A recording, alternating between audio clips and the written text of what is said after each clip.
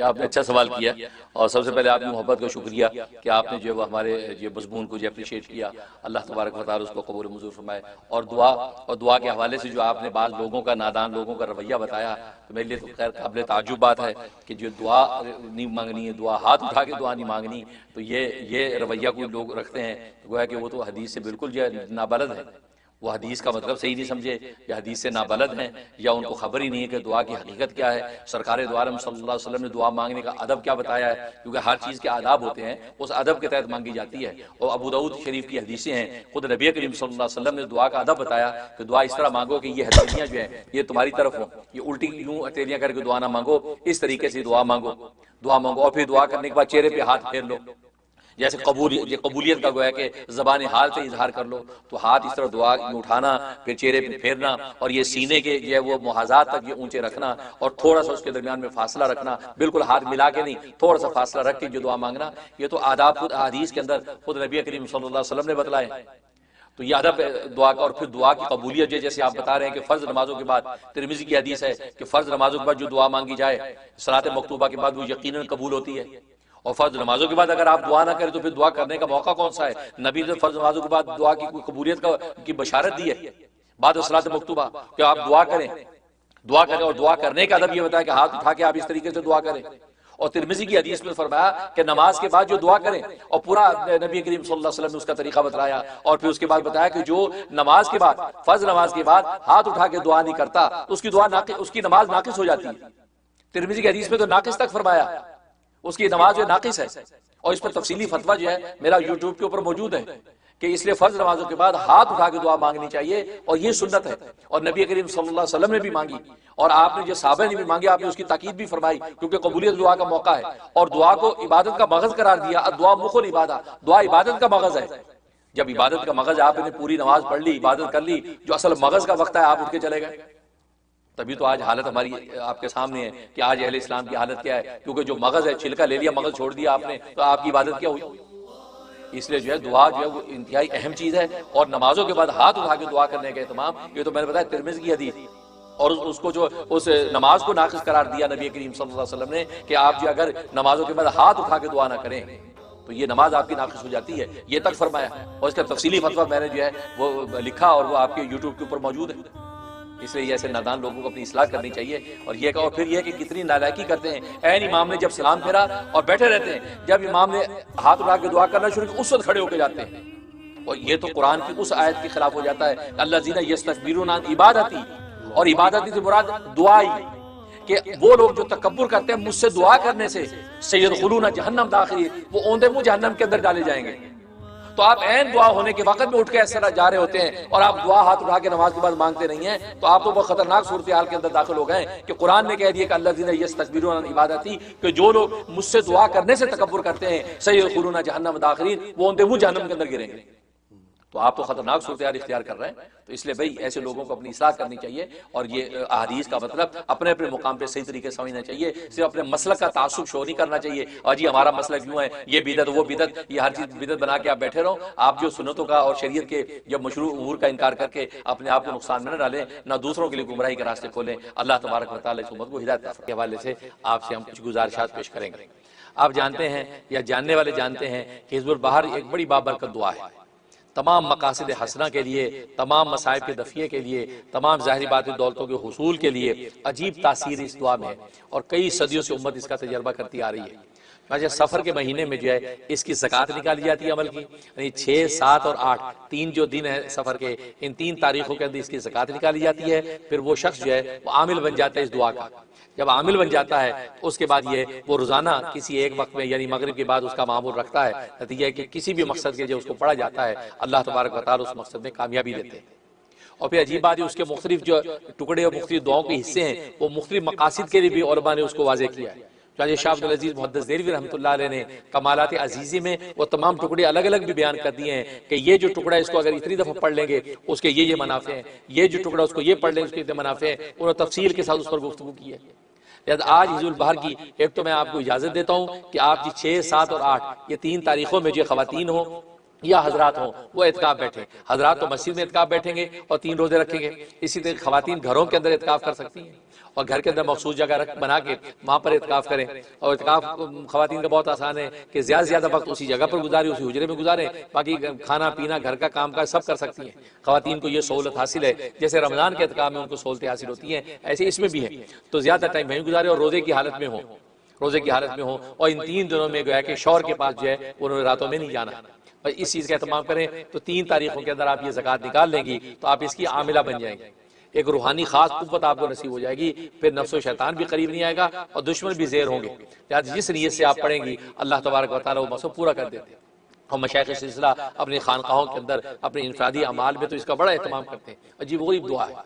تو اس کی پوری ڈیٹیل تفصیل میں نے اپنی فیس بک پہ آلریڈی ڈال دی ہے. مفتی منیر احمد آخون, یہ جو میری فیس بک اس کے اوپر ساری تفصیل کا لنک موجود ہے, وہاں میں نے اس کا لنک ڈال دیا. بلکہ میں نے جو یوٹیوب پہ بھی بعض پروگراموں کے نیچے میں نے لنک شیئر کر دیا ہے. ڈراپ باکس کا لنک ہے, وہاں جا کے آپ وہ سارا اس کو دیکھ سکتے ہیں.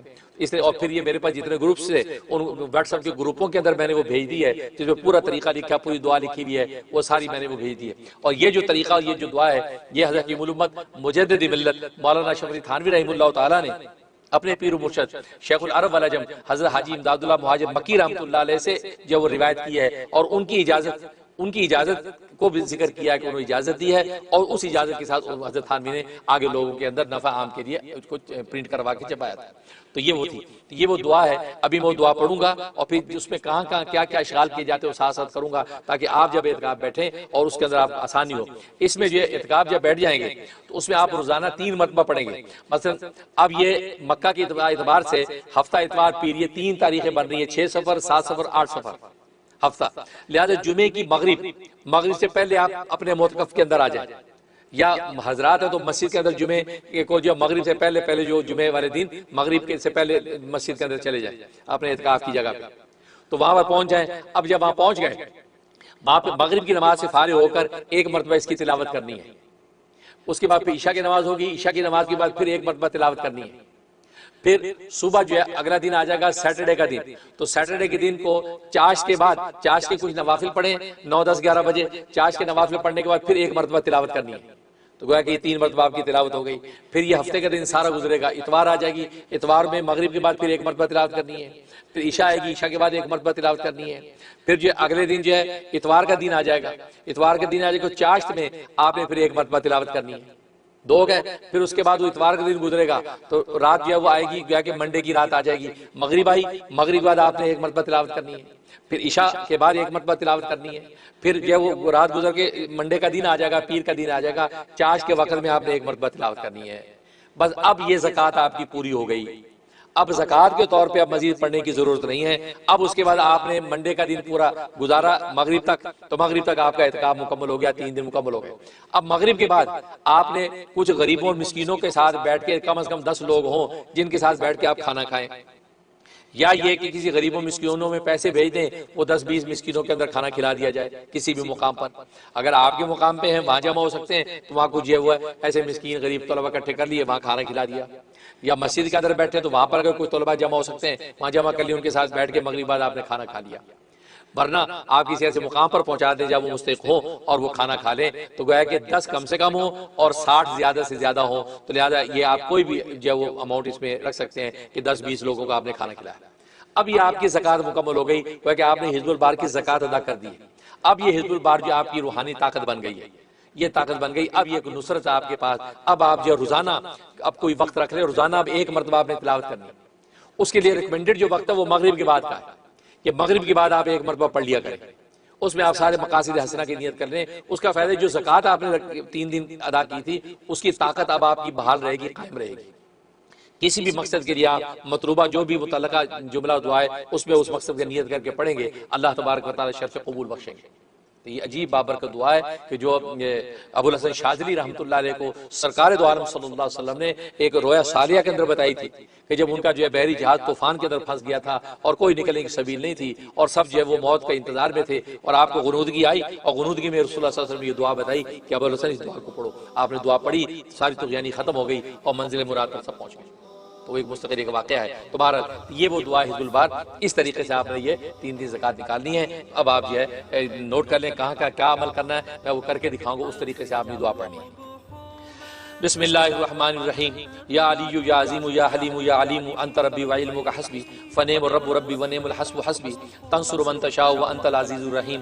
نسألک العصمت فی الحرکات والسکنات والکلمات والارادات والخطرات من الظنون والشکوک والاوہام الصادرۃ للقلوب عن مطالعة الغیوب فقد ابتلی المؤمنون وزلزلوا زلزالا شدیدا.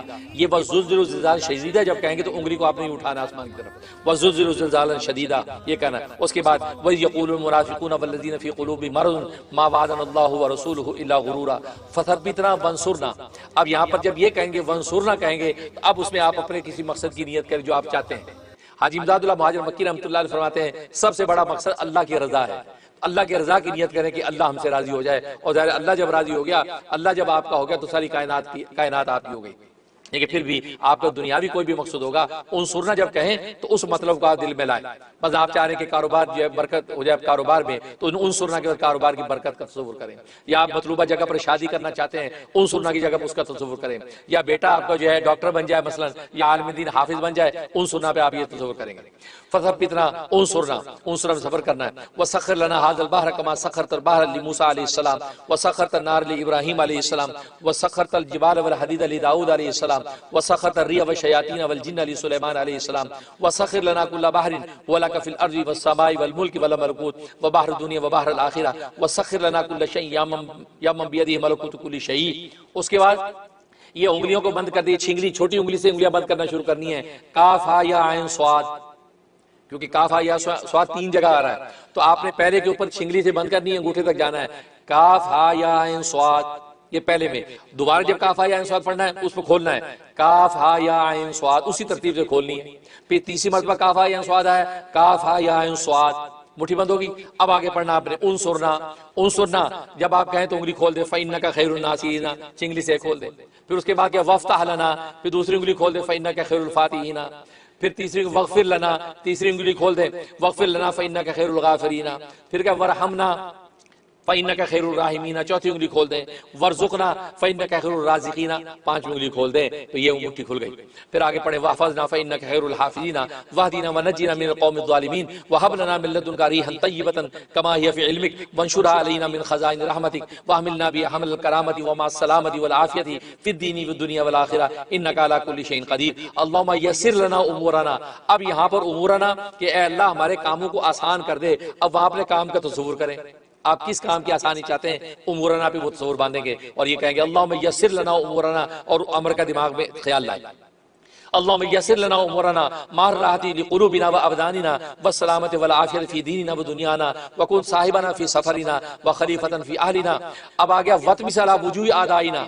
وطمس علی وجوہ اعدائنا کیا مطلب کہ اللہ بگاڑ دے ہمارے دشمنوں کے چہروں کو.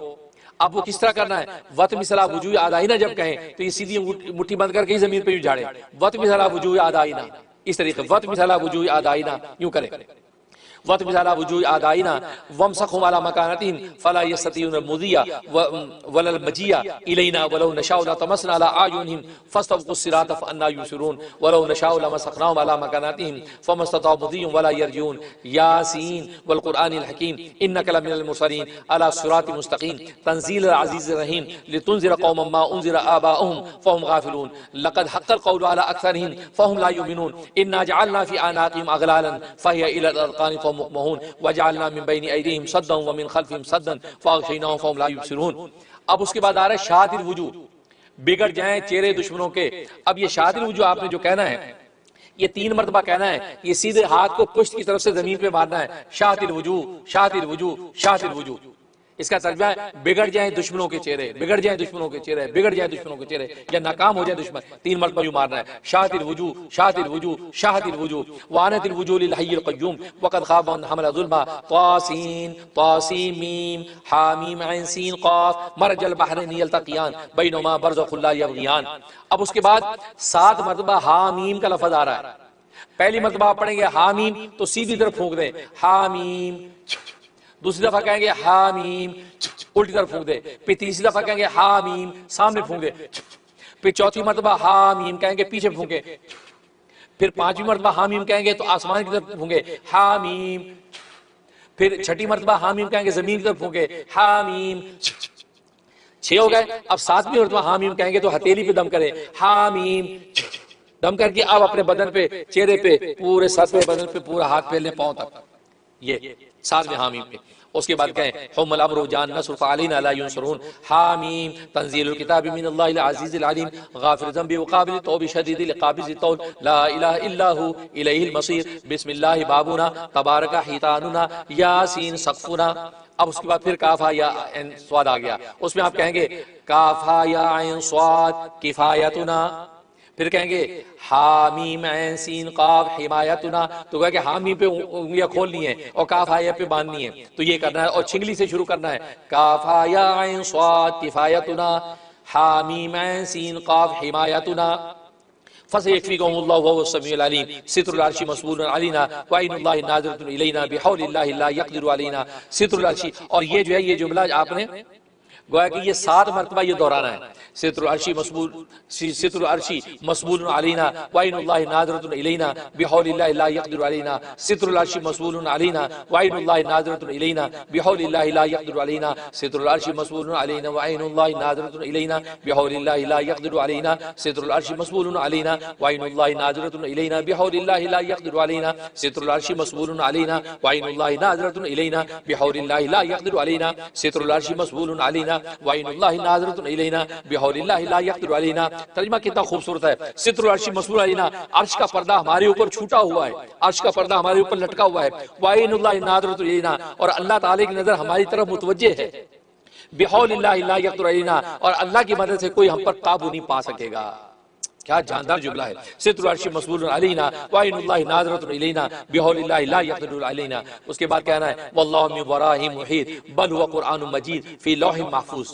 یہ کہنے کے بعد اب فاللہ خیر حافظا وهو ارحم الراحمین 3 مرتبہ کہنا ہے، فاللہ خیر حافظا وهو ارحم الراحمین، فاللہ خیر حافظا وهو ارحم الراحمین، فاللہ خیر حافظا وهو ارحم الراحمین، یہ 3 مرتبہ کہہ دیا۔ اس کے بعد ان ولی اللہ الذی نزل الکتاب وهو یتولی الصالحین، ان ولی اللہ الذی نزل الکتاب وهو یتولی الصالحین، ان ولی اللہ الذی نزل الکتاب وهو یتولی الصالحین۔ اب یہ آپ نے 3 مرتبہ اس کو دہرا لیا۔ اس کے بعد کہنا حسبی اللہ لا الہ الا هو علیہ توکلت وهو رب العرش العظیم، اور یہ آپ نے 7 مرتبہ دہرانا ہے۔ حسبی اللہ لا الہ الا هو علیہ توکلت وهو رب العرش العظیم، حسبی اللہ لا الہ الا هو علیہ توکلت وهو رب العرش العظیم، حسبی اللہ لا الہ الا هو علیہ توکلت وهو رب العرش العظیم، حسبی اللہ لا الہ الا هو علیہ توکلت وهو رب العرش العظیم، حسبی اللہ لا الہ الا هو علیہ توکلت وهو رب العرش العظیم، حسبی اللہ لا الہ الا هو علیہ توکلت وهو رب العرش العظیم۔ یہ 7 دفعہ ہو گیا۔ اس کے بعد آپ نے 3 مرتبہ کہنا ہے بسم اللہ الذی لا یضر مع اسمہ شیء فی الارض ولا فی السماء وهو السمیع العلیم، بسم اللہ الذی لا یضر مع اسمہ شیء فی الارض ولا فی السماء وهو السمیع العلیم، بسم اللہ الذی لا یضر مع اسمہ شیء فی الارض ولا فی السماء وهو السمیع العلیم۔ یہ آپ نے 3 مرتبہ کہہ دیا۔ اس کے بعد آپ نے کہنا ہے 3 مرتبہ ولا حول ولا قوة الا باللہ العلی العظیم، ولا حول ولا قوة الا باللہ العلی العظیم، ولا حول ولا قوة الا باللہ العلی العظیم۔ 3 مرتبہ کہہ دیا۔ اس کے بعد آپ نے درود پڑھ لینا ہے وہ صلی اللہ علی خیر خلقہ محمد و آلہ و اصحابہ اجمعین برحمتک یا ارحم الراحمین آمین۔ یہ آپ کی دعا حزب البار مکمل ہو گئی۔ اس طریقے سے آپ نے یہ 3 دن کرنا ہے، اور پھر یہ باقی دنوں میں 1 مرتبہ روزانہ اسی طریقے سے انہی اشکال کے ساتھ انگلیوں کو بند کرنا، کھولنا، شاطر وضو کرنا، مٹھی بند کرنا، یہ سارے اشکال آپ نے کرنے ہیں۔ اس کی خاص برکات آپ کو جو ہے ان خاص طریقے ہی سے کرنے میں نصیب ہوگی، اور یہی رسول اللہ صلی اللہ علیہ وسلم نے ابو الحسن شاذلی کو بتلایا، اور انہوں نے آگے اس کو اشاعت یہ وہ دین کے طور پہ جو امت کے اندر پھیلایا ہے، اور آج تک امت اس کی برکات حاصل کر رہی ہے۔ اللہ سے دعا ہے کہ اللہ تبارک و تعالیٰ عمل کرنے کی توفیق عطا فرمائے۔ لہٰذا جو بھی یہ 3 دنوں میں اعتکاف بیٹھیں گے میں ان کو اجازت دیتا ہوں، برکت کی دعا دیتا ہوں، اور اسی طریقے حزب البہار کی بھی اجازت دیتا ہوں، اور وہ عامل بن جائیں گے، اور پھر یہ کہ اپنے نیک مقاصد کے لیے اس کو استعمال کریں۔ اور میں بھی دل سے دعا کرتا ہوں کہ اللہ تبارک و تعالیٰ خواتین و حضرات کو، مسلمان مومن مومنات کو اس کا نفع پہنچائے، آمین یا رب العالمین۔